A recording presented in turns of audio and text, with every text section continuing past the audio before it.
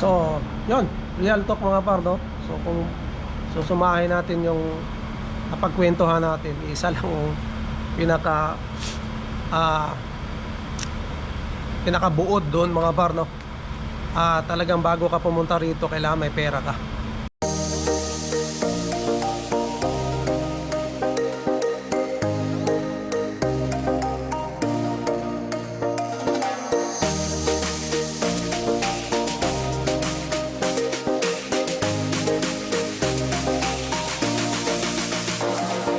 Dos Davao del Sur nandito. Oh, Canada.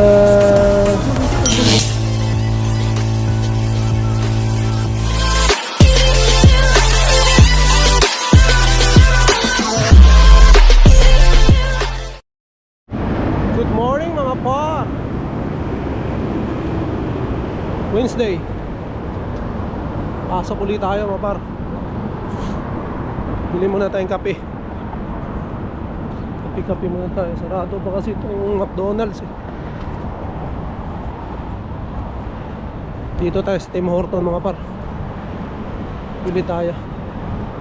Dalaway na rin natin si ate, yung ating kaibigan dito sa Tim Hortons, no?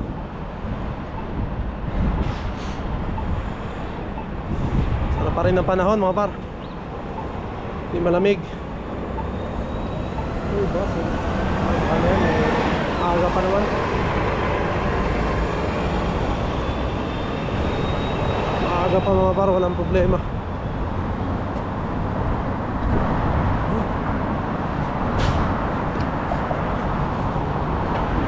So, ayan, no? Napanood nyo yung vlog nila, ano mga par, no? Nila Alwin and Emma, no? Na-approve na sila, no? Si Ma'am Emma at saka si Sayon, approve na. So, ayan, pakasaya. Siyempre may PGWP na sila, no? 3 years mga par. So si Boss Alwin na lang, malamang ma-approve din yung si Boss Alwin. Ito naman na-approve na yung ano niya, yung primary applicant eh. So si Boss Alwin, panahon na lang hinihintay, no? So natapat lang siguro talaga yun sa ano, sa immigration officer na medyo stricto siguro, or hindi na check yung ano niya. So ayun. Pero at least na tanggalan na sila ng tinik, no? Sa ano, nawala na yung kaba na baka hindi sila mabigyan sila Ma'am Emma. Pero yun, lumabas na nga yung approval nila, no? So bili muna ako ng kape. So yun, nakabili na tayo ng kape mga par. Ito na.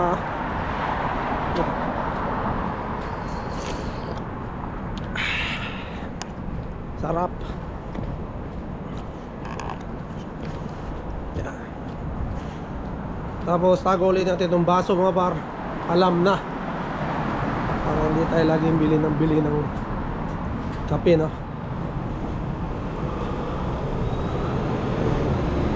Bumili lang ako ngayon mga par. May baso sana ako doon eh, kaya lang wala nang kape pala. Ubusan na ng kape. Kaya mamaya bibili tayo ng kape para kapag refill tayo, no? May baso na tayo.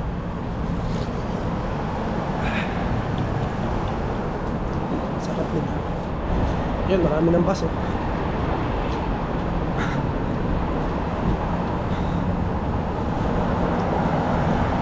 Yan, congratulations po, no?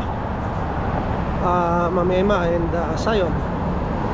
And Boss Alwin, susunod din sa'yo malamang. Hintay lang siguro. Approve din yan. Sulit naman yung ano nyo eh, yung application, no? So yun lang, natapat lang talaga. Buhin ko lang yung bus mga par, nandito na eh. So yan mga par, good morning, oh. Dito na tayo ulit sa trabaho natin. And kumaya na tayo magbihis kasi malamig eh. Hindi pa naka-under yung ibang heater. Papababa muna tayo ng ating ano, Ah, para hindi masyadong malamig mga par. Jacket muna tayo. So dito tayo magkwentuhan mga par, kasi pag sa labas maingay eh. Wala pa kasi tayong mic, no? Wala pa tayo, hindi pa tayo maka-afford bili ng mic. Mas maganda sana yung may mic mga par, no? Kasi talaga malinaw yung sinasabi mo. And yun. So ganito, and bala ko mag-set up din mga par doon sa bahay lang, no?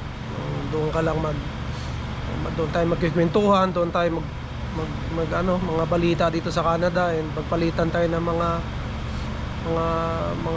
saloobin mga par, no? So kung mayroon din kayong mga may share, no, doon sa natin sa comment section, no? Kasi matututo tayo dyan mga par, no, sa iba't ibang mga komento nyo, no? Lalo na yung mga matatagal na rito. So yun, hindi lang naman dito sa Ontario mga par, kung nasaan ako, meron pang mga sa ibang probinsya, no? So sana makapag-share din sila ng mga kanilang mga experience, no, sa kung saan saang province sila, no? Kasi para alam din natin, kasi hindi naman lahat nagba-vlog mga par, no? Tulad namin na i-share namin yung iba, talagang lang, tahimik lang, no? Tuloy-tuloy lang lumalaban sa buhay, no? And ayaw nila yung mga na binablog nila. So yun, tayo yun nga, napasok natin tong pagbablog. So yun, kailangan natin may share, no, yung ating may experience dito mga par sa Canada. So kami naman is magwa-8 buwan pa lang dito sa Canada mga par, no? So marami na rin kaming nakasalamuha, nakakwentuhan. And yun nga, yung sa matatagal na sila dito mga par. And gaya ng sabi ko, marami kami natututunan. And yun, yung mga nagko-comments mga par, no, sa baba sa comment section, nag-share din sila ng kanilang mga experience. So marami mga par, no? So dito sa Canada, kailangan mo talagang mag-research, magbasa. Yun, dito mga par, no, pag-uusapan natin yung mga real talk sa Canada mga par, no? Kung totoo lang sa Canada mga par, sa experience ko na 8 buwan pa lang. So ang masasabi ko lang, yung dito lang sa Ontario mga par, no, sa Scarborough. Nandito ako sa Scarborough. So syempre dito lang din yung experience ko, mga nakikita ko rito mga par, no. And ikikwento ko sa inyo kung talagang anong mga nangyayari sa loob ng 8 buwan namin dito mga par, no. Sa tingin ko mga par, no, dati nasa Pilipinas pa ako, nire-research ko talaga, maganda talaga ang Canada mga par. Walang no doubt doon, maganda talaga ang Canada, no. So kung ikukumpara mo sa atin, wala naman tayo ibang pagkukumparahan, di ba? Siyempre yung sa atin, yung bansa natin. So mas maganda talaga dito. Ang problema lang mga par talaga is pagbaguhan ka, tulad namin, no? So pag bago ka rito mga par, bago kang salta o bagong dating ka mga par, isa sa unang iisipin mo talaga, number 1 yun mga par, no? Kailangan may pera ka. So ewan ko, marami na kayo napanood ng mga vlog mga par, no? Pero kailangan talaga ng pera dito mga par. So bakit ko nasabing kailangan mo ng pera? Ipagpalagay na natin international student ka mga par, tulad namin, no? So syempre kailangan required ka na may proof of funds doon, di ba? So yung proof of funds mo mga par, kailangan nandyan talaga sa account mo yan. Hindi mo yan hiniram na pag na-approve lang kukunin nila. So kailangan meron ka talaga nun, kasi talaga magagamit mo yun pagdating dito mga par, no? Bakit ko nasabing magagamit mo? Kasi pagdating mo dito mga par, paglapag mo pa lang sa airport, meron ka ng bills na babayaran, no? Mag-uumpisa na yan, gaya ng sa SIM card, yung internet mga par. Kung mag-asawa kayo, 2. So nasa yun mga par, kung kukuha kayo, kumbaga nasa 120 gig, parang unli na yon. So kailangan naman talaga nating internet dito mga par, no? So nasa $55 o $50 kung merong discount sila, no? So $100 na agad yun mga par, no? Pagpalagay natin kasi dalawa kayo kung mag-asawa kayong darating dito. So yun ang isa. Tapos syempre yung upa nyo ng bahay mga par, syempre bago kayo pumunta dito inasikaso nyo na, no, di ba? Down na kayo malamang kasi yan yung ano dito, magda-down ka So ngayon syempre paglapag nyo rito, umpisa na rin yun mga par, no? Bayad na rin yun. And dito sa Scarborough mga par, kung saan ako, dito lang sa malapit sa amin sa Scarborough, na malapit kami sa STC. Ang bahay dito mga par, no, basement, no, 1,400 o 1,400. Ewan ko lang kung may makita ka pang mas bababa dyan, siguro mga 1,200, mga 1,000. Kasi kung couple kayo mga par, o may dala kayong bata, kailangan nyo talaga yung talagang basement, no, kayo lang, no. So 1,400 yun mga par, o palagay natin 1,000 na lang. So monthly yun. And pagdating nyo rito, syempre kailangan nyo maghanap ng trabaho, no. So ang problema mga par, sa ngayon dito sa Ontario, kung nasaan din ako, o dito sa Scarborough, mahirap ang trabaho mga par makahanap, no. So hindi basta-basta, no. Huwag kayo maniniwala dyan sa mga nagsasabi na pagdating nyo rito makakapagtrabaho agad kayo. Maaring ganon, swerte nyo mga par, no. Kung may kakilala kayo talaga, kung marami kayong kakilala rito, maaring makapasok kayo. Pero gaya nga ng experience ko, wala kaming kakilala pagdating, wala kaming kamag-anak na malapit, no. So ang tagal ko bago nakakuha ng trabaho mga par, 2 buwan bago ako nakakuha ng trabaho. So isipin nyo na lang yung mga par, no, 2 buwan ako bago nakakuha ng trabaho. And syempre yung bahay, yung pagkain namin, yung pamasahe habang naghahanap ng trabaho mga par, so puro palabas yun. So kung mag-start na yung asawa mo magtrabaho, syempre may pamasahe, mag-start na yung asawa mo mag-school, kung international students, umpisa na rin yun, pamasahe. Good morning! Shout out! Mukhang nilalamig ka ngayon, ha? So ayan, no, umpisa na siyang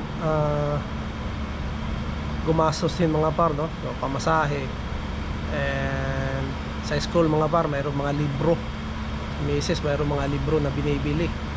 Yan ang mamahal mga par, no. Ang isang libro binili nung nakaraan $100.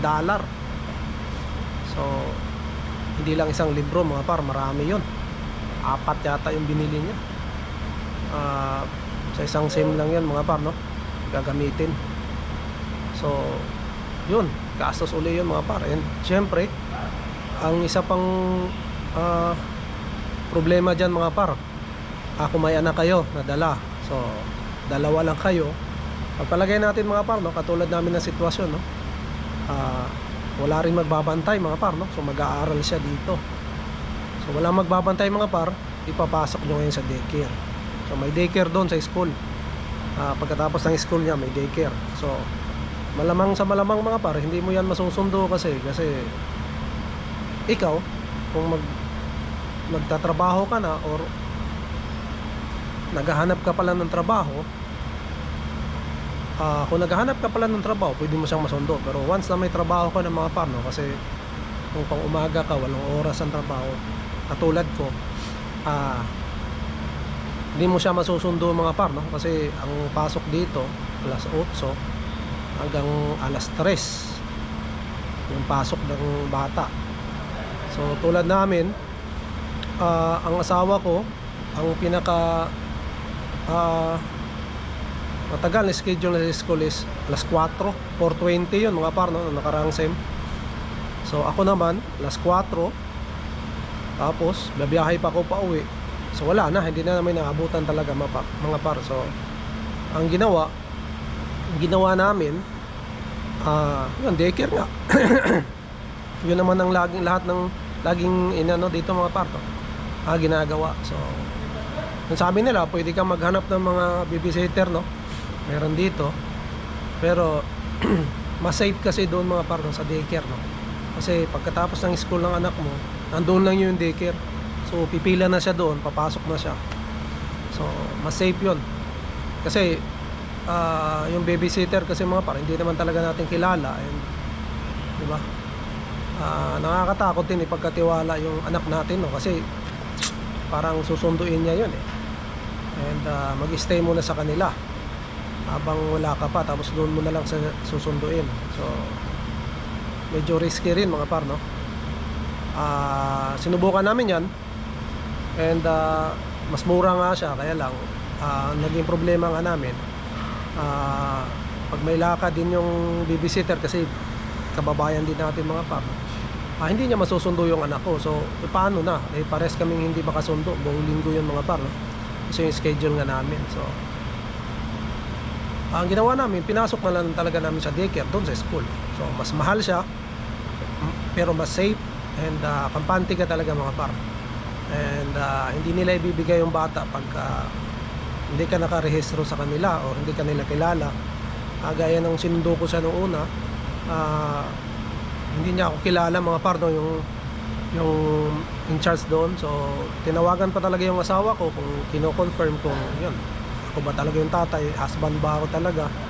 And nung ma-confirm na, and binigay na sa akin yung bata. So mas safe, di ba? And yun, kinabukasan nung pagsundo ko ulit, hindi na siya nagtanong. So di ba, talagang mahigpit din sila rito. So yun, isa yun mga par, no? Ang daycare, monthly ang bayad, no? So bawas na naman yun sa pera mo mga par, no? And yun pagkain nga mga par, no? Pagkain nyo. And ang mahirap lang doon mga par talaga, kung hindi ka agad makapaghanap ng trabaho. And isa pa problema mga par, no? Kasi pag naghanap ka ng trabaho rito, karamihan ang mapapasukan mo is yung minimum lang, no? So mag-umpisa ka sa minimum, gaya ko. So minimum mo lang mga par. So ang minimum dito ngayon is 17.20 na, no? Sa totoo lang mga par, ang minimum talagang ano lang, sakto lang. Talagang minsan kukulangin ka pa nga, eh. Depende na rin sa lifestyle mo, no? Kung hindi ka nangungutang tulad namin, hindi kami talaga nangungutang ng mga cellphone mga par. Yung mga iPhone, marami yan dito. Halos lahat ng tao rito naka-iPhone, no? So madali kang kumuha. Pwede kang pumunta lang sa kuha ka, utang ka.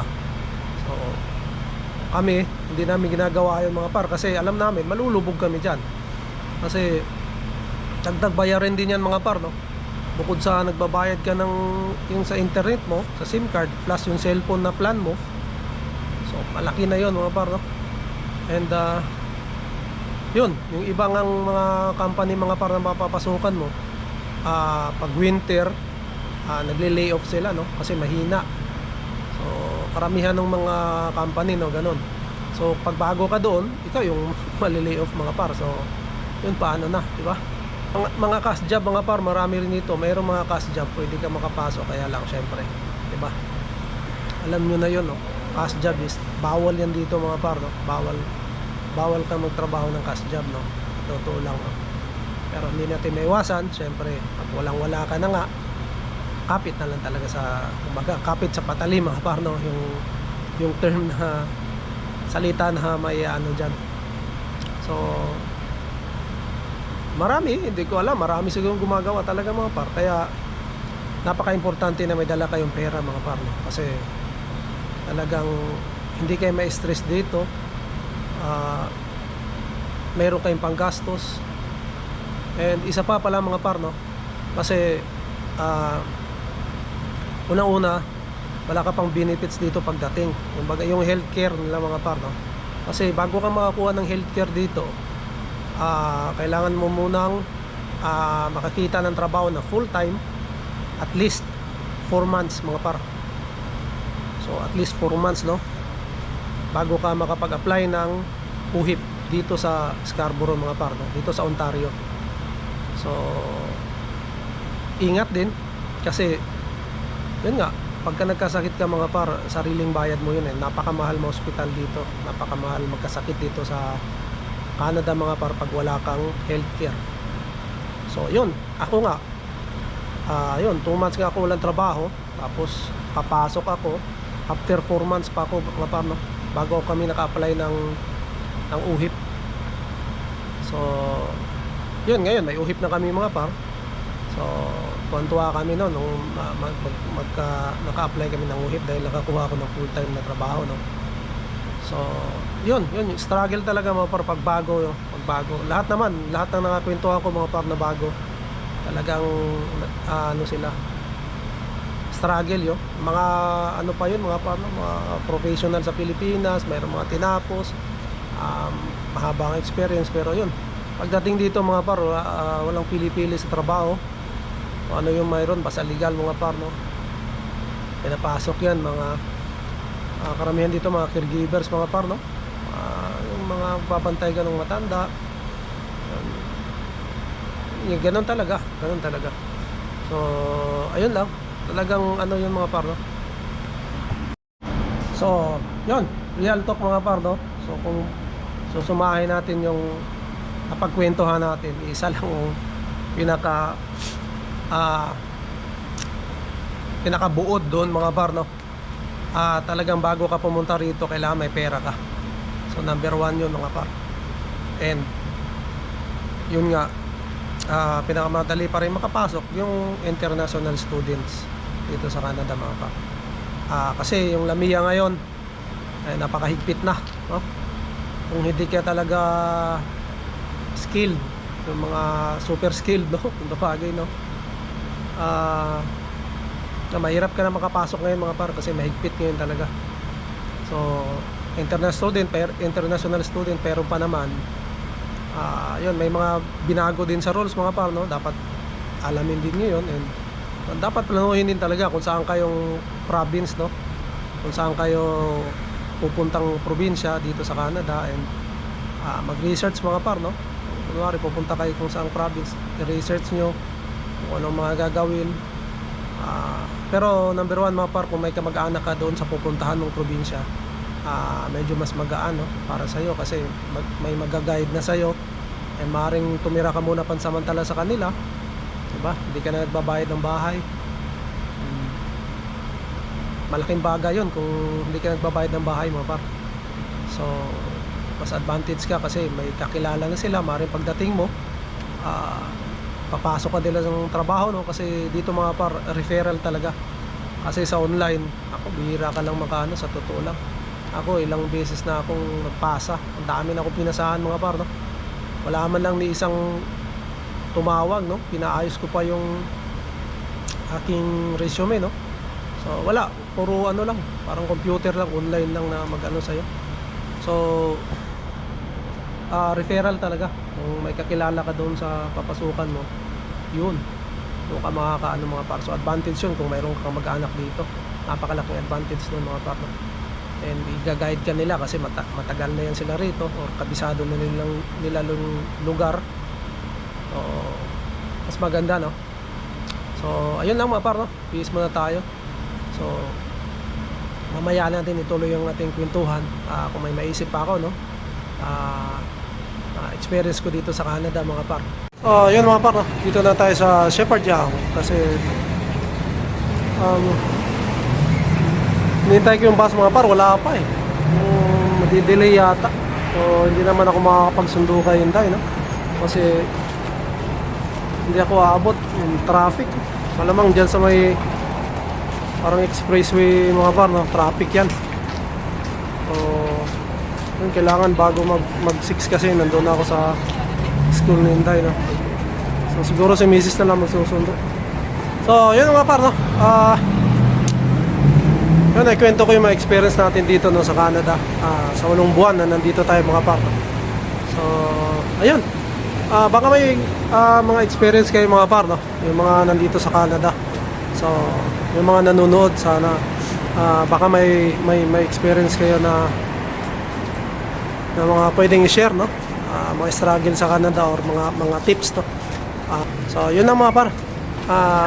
Magdadagdag tayo kung may may share pa tayo, no? So maraming salamat ulit, no? And dito ko natatapusin na kayong vlog, mga par. Abangan ko lang itong bus. To God be all the glory. Maraming salamat, and we'll see you on the next one. Bye.